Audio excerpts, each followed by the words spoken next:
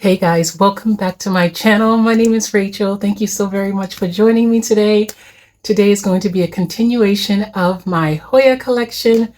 I am going to be sharing with you all of the Facebook Marketplace purchases or trades. Most of them are trades, but some of them, no, I think it's just one of them that is a purchase. The rest of them are all trades. So I'll be able to give you updates on what they look like because I did share these when I traded them. Okay, and speaking of Facebook Marketplace, this wasn't our marketplace. I'm in a Facebook group for the place where I live, the state where I live, and someone was sharing their beautiful begonia. And you know, I just did 30 days of begonia. I am just like so here for the begonia.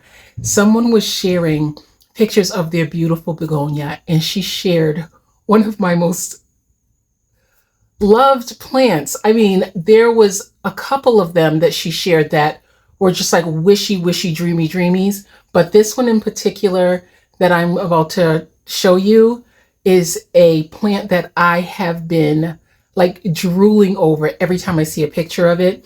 And she was so kind, and she told me that she would gift me a piece of it. And then of course, I'm just like, okay, is there anything in my collection that I can offer you? I mean, this is a dreamy plant to me.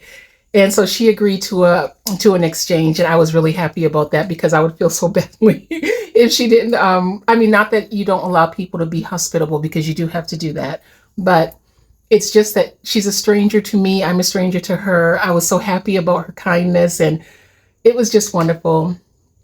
And she's going to put the begonia that I shared with her, I can't remember, Loveofcurls, I believe it's called. She's going to put it in her her grandson's froggy home, and oh, her froggies are so cute. Okay, anyway, this is not what this is about as much as I was just so happy. I mean, this just happened this morning. Just this morning. I just got back not too long ago. So anyway, yes, yay. So what I'm going to do right now is I'm going to start with a plant that is a bit of a challenging one. So I'm going to start with this one right here. And the entire thing, I cannot remember where the green portion of this came from. I just can't remember. I don't know if it was from a small nursery, but this right here was my first piece, this variegated portion. There are two variegated portions in here, and I did share this in a video. I'll link the video so you can see if you'd like to see how they looked when they came to me. But this is a plant that I traded for. I, for the most part, traded alocasia for this plant, and I have my green and my variegated version potted up together because I just think they would look cute together. And GH here, if you've probably seen her, Grandma Hammer, down in the comment, she told me when I shared this plant to be careful with this plant when it comes to mealybugs, and she was so right. And since she told me that, I was always checking this plant for mealybugs, and one day I found one. Okay, I found a mealybug, and it was not on the surface. It was in a crevice inside of the leaf. I was devastated. Mealybugs, or bugs of meal, which I rather call it. It's both of them sound gross, but just they creep me out. They totally creep me out. But I love this plant so much. It has been outside. It has grown a lot because it has been outside. What I ended up doing was I took the entire plant, and I'm always looking at this plant sideways. I mean, always. I took the entire plant and I gave it a nice sulfur bath, and I do that very regularly. So it does have a lot of damage because if it gets too much sun after that, it will just burn the leaves. And a few people wanted to know about the sulfur baths to keep the plants, my Hoya, healthy. I am going to include a clip at the end of this video of me doing a sulfur bath.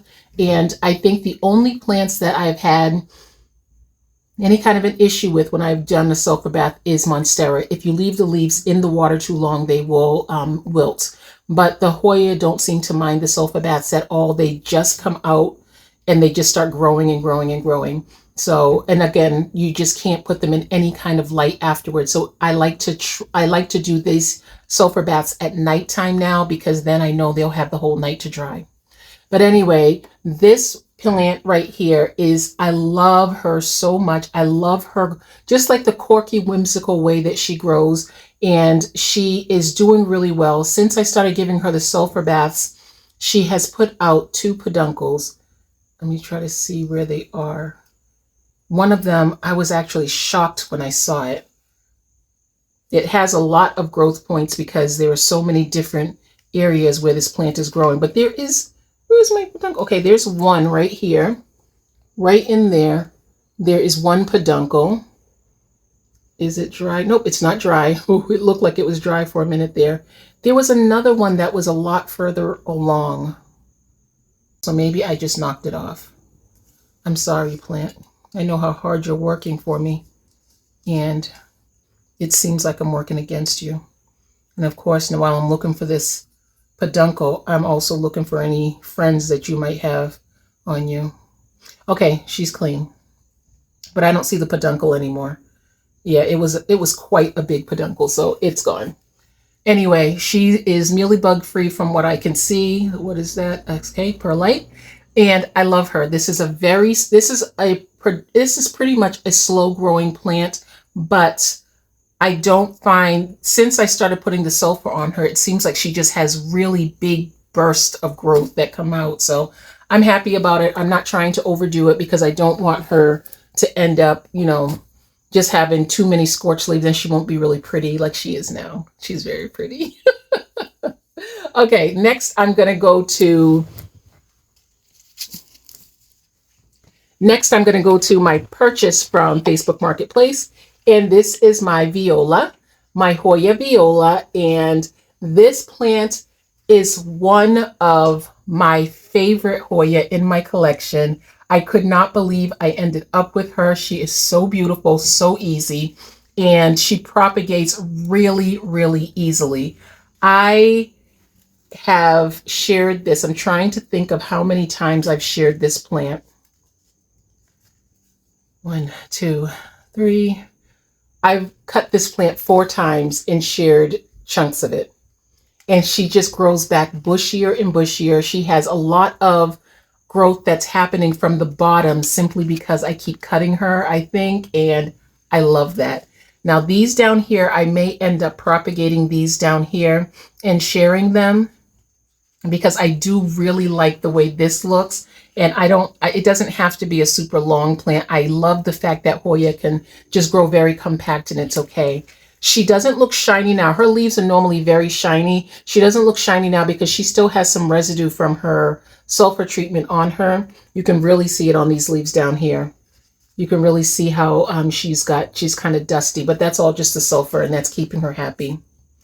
I love this plant. I did put her outside for quite a number of months. No, not months. I put her outside for a good month for this summer because I wanted her just to have some natural light. And then I brought her back in and she is doing extremely well. I love, love, love her. I think I will end up propagating her and using her as a little prize. She's beautiful. Look at this. I love how pillowy her leaves are. They are just so beautiful and pillow-like. Gorgeous. Right now, she is living in a west-facing window. She is receiving natural light. No, there's no supplement for her humidity either. So, oh, wait.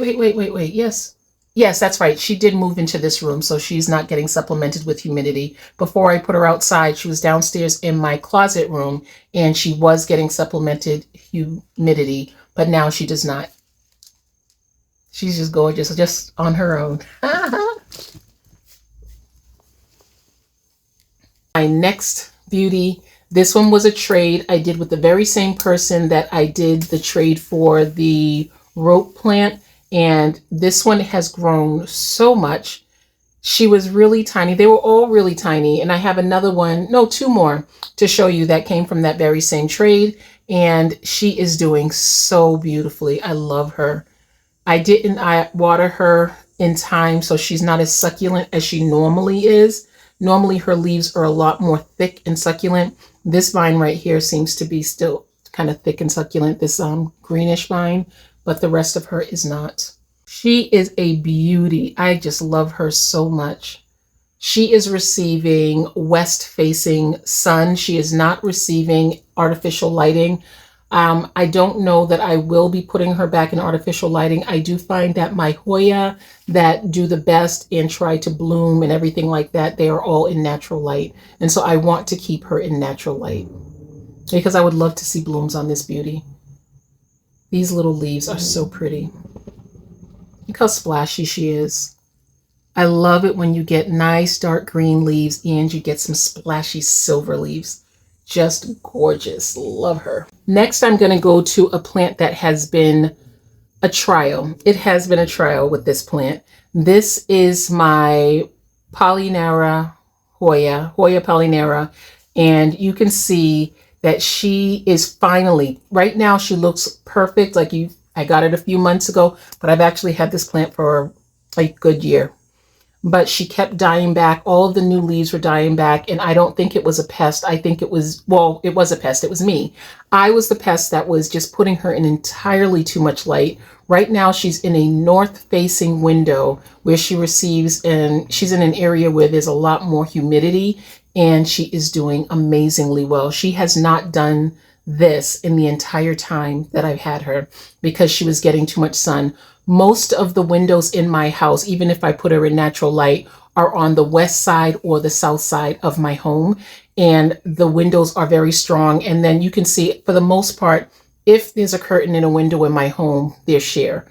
And so they are, for the most part, just getting blasted with light. They really are. They get blasted with light. And if I have them under a grow light, they're under Sansi grow lights, and Sansi grow lights are very strong, and they are very good for your succulents and your Hoya if you're trying to sun stress or anything. But when it comes to a plant that does not like a strong light, that's not good for them. So north facing and high humidity area, and she is so happy now. This is making me so happy about this plant because I learned so much in the time I've been taking care of her. So she's doing great now, but yeah, she endured me. And she is growing in semi-hydro. All of the rest that I've showed you today are all growing in a soil mixture, soil-less mixture, but it is not the just my stones and perlite. But isn't that beautiful? Love it. Okay, so my last beauty for today is this one right here. Again, this came from the very same trade, and this is the Hoya crassipetiolata Splash, and I love her. I love her so much. Oh my goodness, I love this plant. I do, and I have found out that she can actually have very big leaves if she has the right situation. I like her just the way she is, but wow, I love this plant. She is no fuss at all for me. She has been living inside my home under a grow light, but then at the beginning of the summer, I put her outside into my greenhouse. Oh, that's not true. That's not true. That is the other plant that I'm thinking about. This one right here has been outside since last year. I put these out last summer and she stayed the entire winter outside. And that makes sense because she was really tiny. She was just a couple of leaves and now she's really huge. So she endured my adjustment to using my greenhouse, and she survived and did quite well. And she gets her regular sulfur baths whenever she needs them. I think this was one that I did see something on, a mealybug.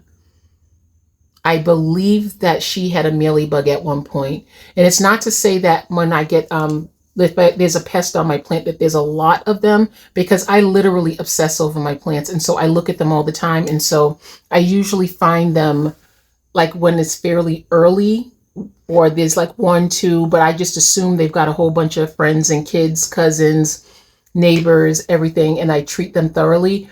Anyway, so this is a beauty. I love her. She's very, very easy. And I mentioned it before, I am not the best at taking care of Hoya, so I like to stick to the plants that are more easy. So far, the hardest one that I have is my Hoya Polynera Bourget, and she's it was just because I was giving her too much light. So that's not bad at all. That doesn't make her a difficult plant. But yeah, she's gorgeous. I love her, love her, love her. Yay. I love how woody her stems are in there. Look at that. That's kind of like the viola. The viola is nice and woody on the inside. And I just think it adds to such a beautiful look to the plant, whether it's in a white pot or if it's in like a clay pot. I just think it looks really, really cute. So that's it. That's all for this portion of my Hoya collection. Next, I will be doing my gifted plants that I have. And I have I think that will be my biggest category. Yes, my biggest category will be my gifted plants. I have so many Hoya that have been gifted to me. The challenge I have with a lot of them, though, I don't have the names for them. So if you guys could watch that video and let me know if you know the names to these plants, I would really, really appreciate it, because it's been difficult trying to identify them. So if you could help me out, I'd appreciate it so much. So until next week, I was supposed to upload this video yesterday on Monday, but it's going to be uploaded today, obviously. But next week, I will try to keep up and do it on Monday, so you can expect it then. Thanks again for watching, guys, and I look forward to seeing you next time. Bye, guys. Okay, so here are all of the things that I used for my sulfur bath. Of course, the main component is water, and then I have my sulfur dust that I use. And if you look inside of the packaging on the back, you will see the quantity that you should add to the water. And I do not necessarily go exactly according to that. I mean, I do, but because I've been doing this for so long, what I do is I go according to the opacity in the water. So I always start off with the sulfur so that I get the exact opacity that I want. And this looks like it's the perfect amount. Yep, that's the perfect amount. It doesn't look like it's too thick, like it'll just go right to the bottom and not absorb. It looks like it will just absorb into the water, and I'm not looking for it to settle on the bottom.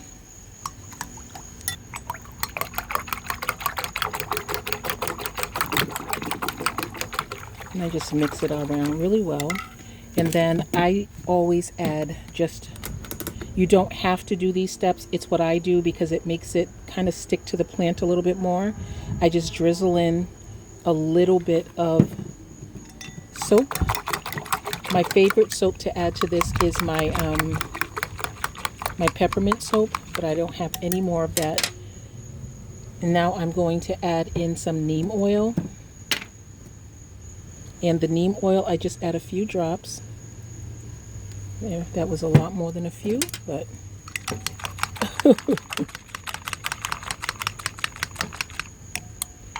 and then I add in cedar oil. Really great thing about this, in the cedar oil, I should mention, this will burn your plants, the leaves of your plant, if you put too much. So I'm going to be very careful with this. A little bit more. That's good. I don't even put a cap full into a container like this. This is a 16-ounce container, and I poured about 2 ounces out because it was a little too high at the top. And this is the whole mixture. And I do find that the cedar oil masks the scent of the neem and the sulfur. So I like that. So this, I will give them a bath. I'll bathe the plants, but then I will also put it into a spray bottle for the plants that I can't put into a container. When I'm going to do a whole bunch of plants, what I do is I will do a big bucket, like one of the buckets from Home Depot or something, and I will fill that and do this mixture according to, again, just looking at it and seeing the opacity of the water. So what I do, this plant right here, this is a Hoya lacunosa something. I think this is the snowcap, because it has flowers that look like they're like little snowballs or snowflakes. So I'm assuming that this is the snowcap. So what I'm going to do in the beginning is I'm going to dunk the top of it, let it sit for a little while, but then the bottom of it, this plant was extremely dry. I just put a little bit of water in it before this video, maybe about an hour before I did this video, just so that I wouldn't be shocking or burning the roots with all that's in this water. So I just put it, but this was very dry. So I'm going to take it, tip it upside down, and just let it sit in the water. And this water is nice and warm. Ah! Can you imagine there's a mosquito right on my arm biting me? I didn't light my candle.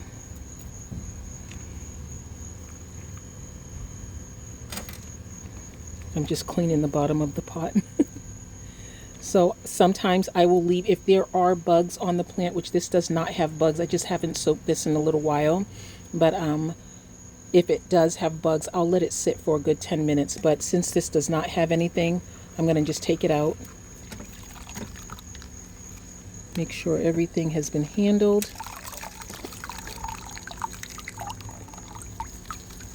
And you see how some of the perlite came out? I like to rinse that afterward. So when I go inside, I will rinse this. But ultimately, this is what I do for my sulfur baths. And I will tell you that in the event that you have like mealybugs or something, you'll see them floating in the water. So I'm not seeing anything like that. And I'm only doing this with my hands because I know there's nothing like that here on this plant. But once this dries down and the sulfur dries down, it does coat the plant nicely. The leaves will be nicely coated. It won't just rinse away. I will take my hose and I'll just spray this off, or I'll bring it to my kitchen sink and I'll just spray it off just so that I can get all of the excess perlite off of it, because the perlite really does look like mealybugs and I just don't like to be shocked. So it's evening time now, so there's no harsh sun out, so I'm just going to leave it here on my patio table. I'm in Eden doing this, and I'm just going to let it sit there. So that's how I do my sulfur baths, and my plants have really been enjoying it. This little plant here was definitely near death, and now this little plant was definitely near death, and now it is doing so much better. I think I forgot about it in my greenhouse, and so it was just all shriveled up and terrible. But now it is growing. It's got lots of new growth points, and it's doing well. I hope this helps, guys. Bye.